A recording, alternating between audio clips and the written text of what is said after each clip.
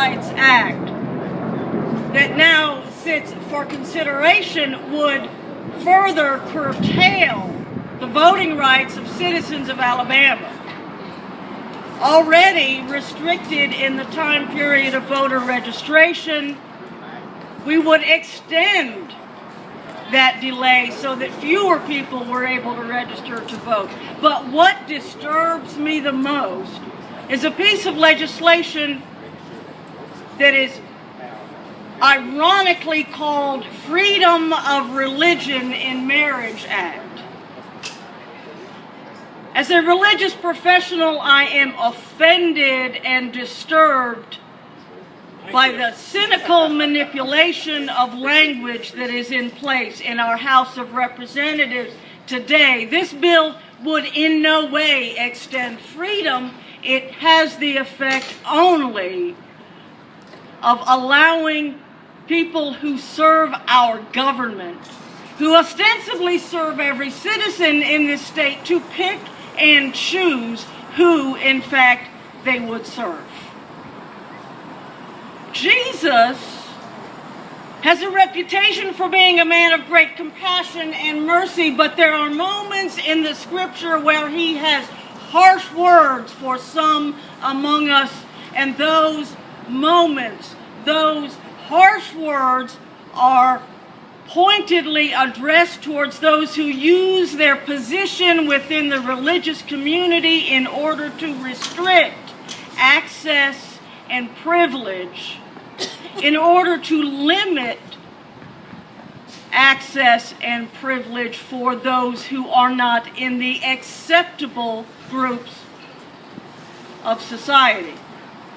And HB56, this Freedom of Religion in Marriage Act, seeks to do precisely that. It grants privilege, prerogative currently held by all religious professionals, the choice of who we may choose to marry and who not.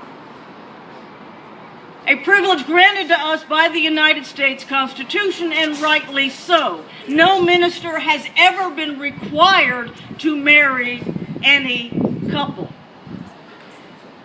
But HB 56 would now take that prerogative and give it to the employees of our state government, the judges and magistrates who themselves perform marriage, who are in a position in which we expect them to perform equal services regardless of who comes before them, regardless of religious tradition, regardless of race, regardless of any other arbitrary attribute against which they may choose to discriminate. HB 56 grants to them the same rights already granted to religious professionals to refuse service to any person that they claim is in violation of their religious convictions.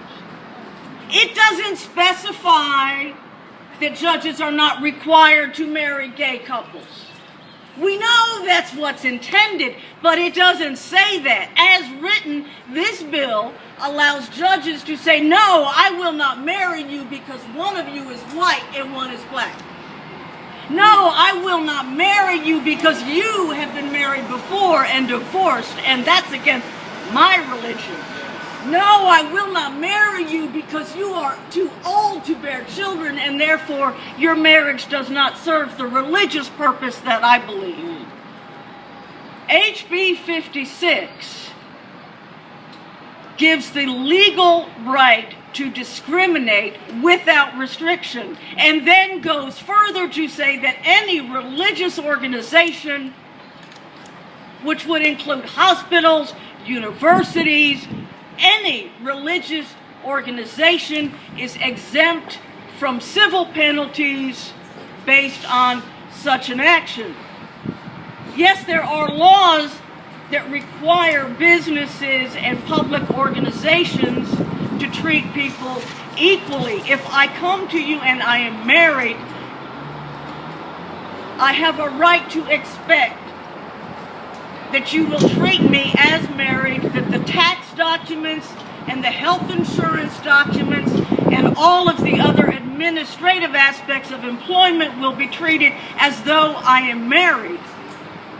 The law requires that HB56 would exempt these organizations from civil penalties, which is the only recourse we currently have to ensure that organizations follow the law.